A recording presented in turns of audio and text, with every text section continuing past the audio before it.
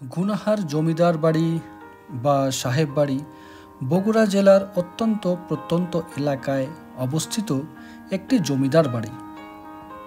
1941 সালে এই বাড়িটি নির্মাণ করা হয়। ঐতিহাসিক বগুড়া জেলার দুপচাঁচিয়া উপজেলা হতে মাত্র 7 কিলোমিটার উত্তরে গুনাহার ইউনিয়নে অবস্থিত এই জমিদার বাড়িটি। বন্ধুরা, আজ এই জমিদার বাড়ি সম্পর্কে পূর্ণাঙ্গ ইতিহাস তুলে ধরব আপনাদের কাছে। বন্ধুরা, এখন আমি অবস্থান করছি গুনাহার জমিদার বাড়ি বা সাহেব বাড়ি। এই দেখুন সাহেব বাড়ির সামনের চিত্র। সুবিশাল এই স্থানীয়দের নিকট হতে প্রাপ্ত তথ্যর ভিত্তিতে জানা যায়, প্রায় 200 বছর আগে ভারতের উত্তরপ্রদেশ থেকে ব্রিটিশ সরকার তরফে জমিদার হিসেবে মরহুম সুন্দর আলী খান গুনাহার অত্র এলাকায় বসবাস এবং জমিদারি শুরু করে। তার মৃত্যুর পর তাহার একমাত্র পুত্র রমজান আলী খান জমিদারি প্রাপ্ত হন। তিনি তার স্ত্রী জাহানুন নেসার নামে জমিদারি জাহানুন নেসা এস্টেট নামে নামকরণ করেন। মোতাহার হোসেন খান পরবর্তীতে এই অঞ্চলে বিভিন্ন উন্নয়নমূলক কাজ করেন এবং তিনি এই সাহেব বাড়িটি প্রতিষ্ঠা করেন। তার কিছু বংশধর আজও এখানে বসবাস করছে। তার সম্পর্কে এক নাতি এই ভবনটির পিছনেই বসবাস করছে। এই ভবনটির নকশা, কারুকার্য এবং জৌলুস দেখলে বোঝা যায় কতটা আভিজাত্যপূর্ণ ও রুচিশীল লোক ছিলেন এই জমিদার। চলুন আপনাদেরকে এখন সেই নাতি অর্থাৎ শেষ বংশধরের সাথে পরিচয় করাই এবং তারই মুখে শুনি তার নানার কাহিনী।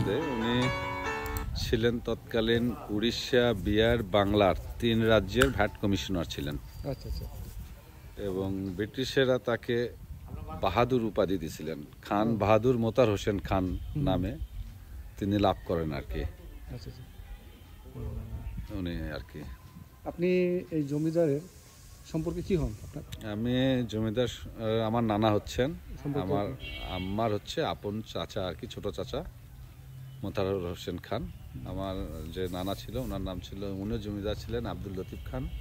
জি, তা আপনি এখন বর্তমানে শেষ বংশধর বলা চলে? জি।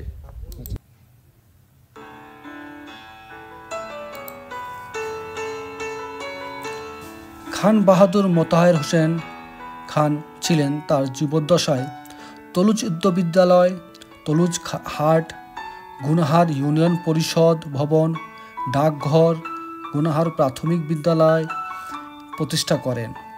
খান বাহাদুর মোতাহার হোসেন খান ব্রিটিশ সরকার অধীনে বাংলা, বিহার, উড়িষ্যার ভ্যাট কমিশনার হিসেবে কর্মরত ছিলেন। 1941 সালে তিনি গুনাহার গ্রামে এই বিশাল বাড়িটি নির্মাণ করেন। উল্লেখ্য, তিনি 1894 সালে এই গুনাহার গ্রামে জন্মগ্রহণ করেন এবং 1952 সালে 2 জানুয়ারি নিজ বাসভবনেই মৃত্যুবরণ করেন।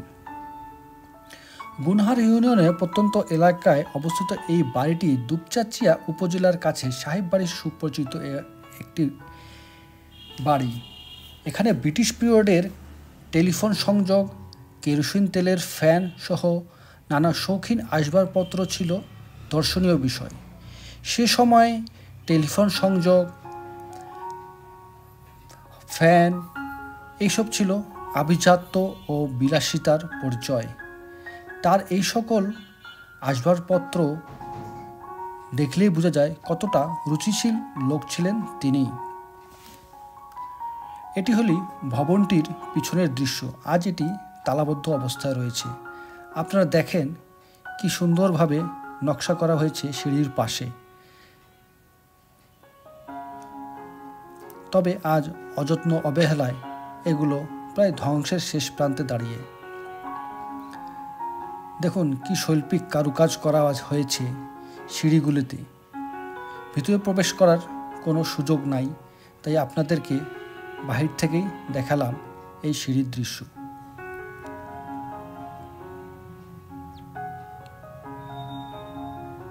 ভবনটির চারিপাশ একেবারে অন্ধকারাচ্ছন্ন।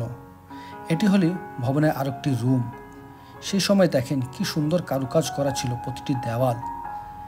এটি আরেকটি রুম, যেটাও তালাবদ্ধ অবস্থায় রয়েছে। ভিতরের দৃশ্য দেখুন, অযত্ন অবহেলায় কি অবস্থায় দাঁড়িয়ে আছে।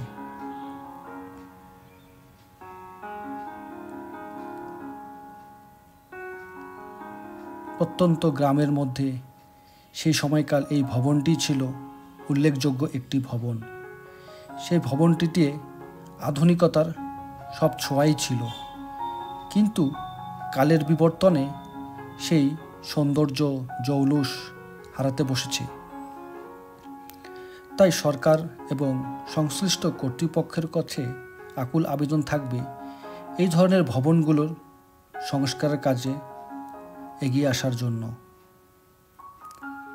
সেই সময়কার ডিজাইনগুলি একবার দেখুন, কি সুন্দরভাবে পিলার করে তৈরি করা হয়েছিল এবং কতই না সুন্দরভাবে নকশা দেওয়া হয়েছিল এই ভবনটিতে।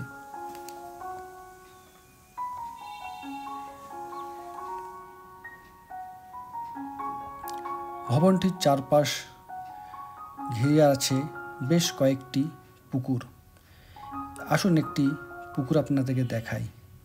এই পুকুরের ঘাটটি একবার দেখুন, শান বাঁধানো এই ঘাট। আজ এই ঘাটটিও ধ্বংস হয়ে যাচ্ছে।